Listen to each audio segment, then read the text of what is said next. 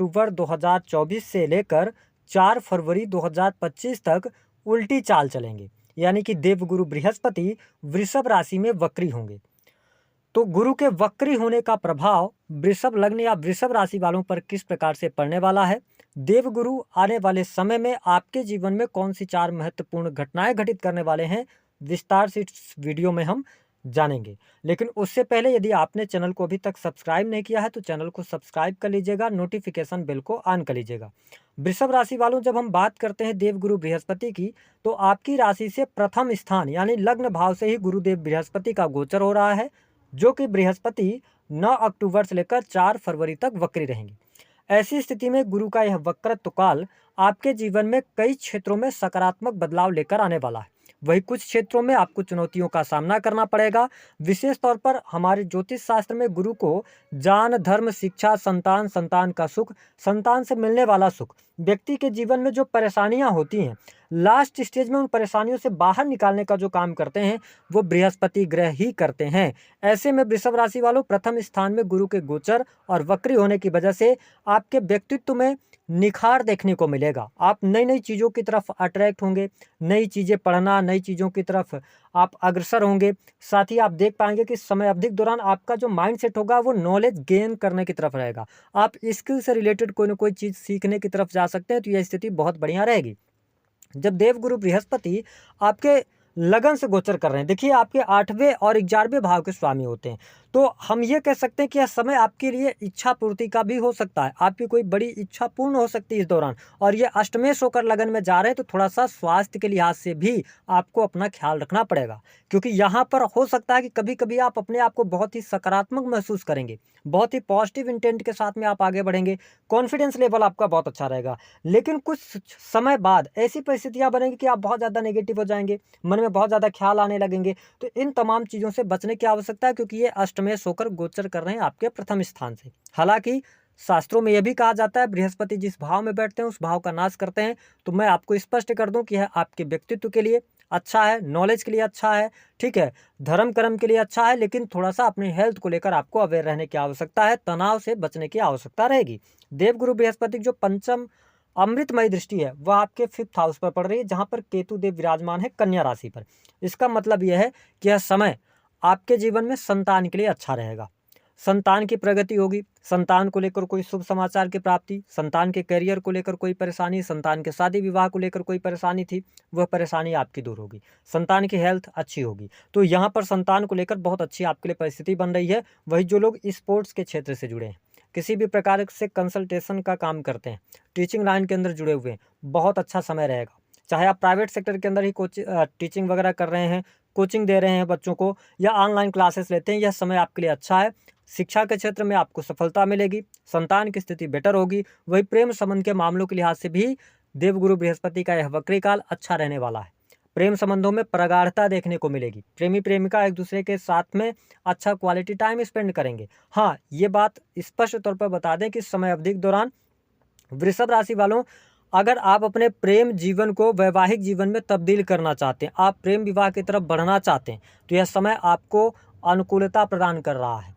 आप अपने रिलेशनशिप को वैवाहिक जीवन में तब्दील कर सकते हैं, क्योंकि देवगुरु बृहस्पति की 7वीं अमृतमयी दृष्टि आपके 7th हाउस पर पड़ रही है। तो यह समय आपके लिए मैरिज के लिए बहुत अच्छा रहेगा। जिन लोगों की मैरिज नहीं हो पा रही थी, शादी विवाह तय नहीं हो पा रहा था, तो ये बहुत अच्छा समय है। इस दौरान वैवाहिक बंधन में बंधने का आपको अवसर प्राप्त होगा, शादी विवाह होगा, ठीक है। तो ये स्थिति बहुत बढ़िया रहेगी। साथ ही अगर आप शादी विवाह से जुड़ा कोई निर्णय भी लेना चाहते हैं तो यह समय बहुत बढ़िया है। इसके अतिरिक्त अगर देखा जाए तो आपके रिलेशंस में सुधार आएगा, दाम्पत्य जीवन की स्थिति बहुत बढ़िया रहेगी।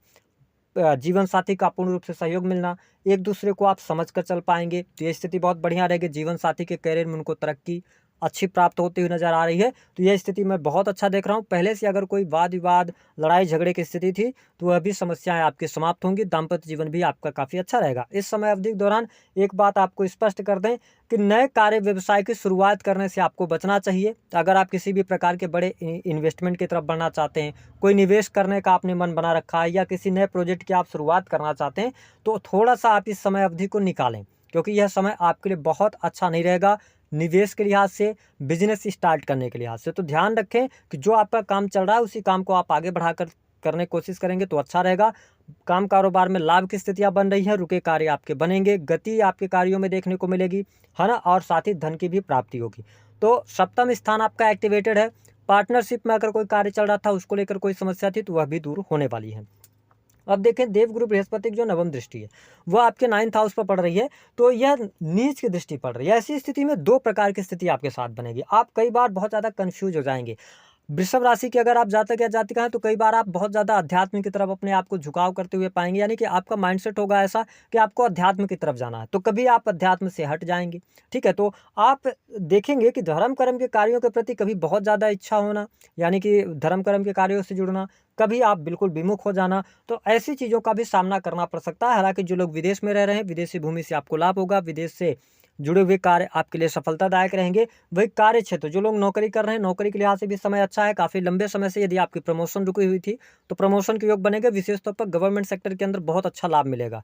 रुके हुए कार्य आपके गति पकड़ेंगे। साथ ही आपके लिए धन की स्थिति भी बहुत अच्छी रहने वाली है। कहीं ना कहीं से किसी न किसी के माध्यम से आपको मदद मिलती रहेगी। सुख साधन के लिहाज से यह समय थोड़ा सा विपरीत जा सकता है। तो यदि आप भूमि भवन वाहन से संबंधित काम करना चाहते हैं, तो मैंने कहा कि देखिए, यह समय आपके लिए जो टाइम है ना, यह आपकी ग्रोथ को आगे बढ़ाने का कार्य करेगा और साथ ही आपके नॉलेज को बढ़ाने का काम करेगा। तो आप नॉलेज गेन करें तो बेहतर है। कोई स्किल सीखने की तरफ आप जा रहे हैं, हायर एजुकेशन की तरफ जाना चाहते हैं, अच्छा समय है। लंबी दूरी की आप यात्रा करना चाहते हैं, विदेश जाना चाहते हैं, बहुत अच्छा समय रहेगा। तो ये स्थिति बहुत बढ़िया रहेगी। वही जो लोग प्राइवेट सेक्टर के अंदर वर्क कर रहे हैं, ठीक है, तो प्राइवेट सेक्टर के अंदर नौकरी के लिए अच्छा समय रहेगा। नौकरी में आपके लिए पद प्रतिष्ठा की प्राप्ति, मान सम्मान की प्राप्ति, बहुत अच्छी स्थिति यहाँ पर बनती हुई नजर आ रही है।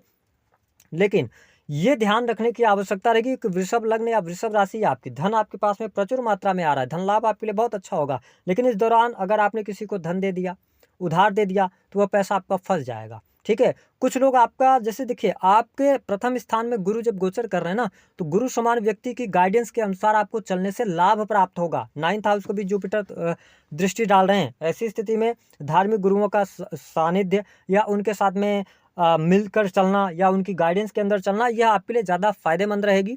साथ ही अगर देखा जाए तो इस टाइम फ्रेम के दौरान एक और अच्छी चीज़ यह होगी कि वृषभ लग्न या वृषभ राशि है आपकी, तो आपके लिए अतीन्द्रिय ज्ञान प्राप्त होगा, आकस्मिक धन लाभ होगा। ठीक है, तंत्र मंत्र ज्योतिष से जुड़े कार्यों में आपको बहुत अच्छा लाभ होगा। जो लोग कंसल्टेंसी या इसके अतिरिक्त अकाउंटेंसी का काम करते हैं, डाटा एनालिसिस का काम करते हैं, उनके लिए भी यह समय अच्छा है।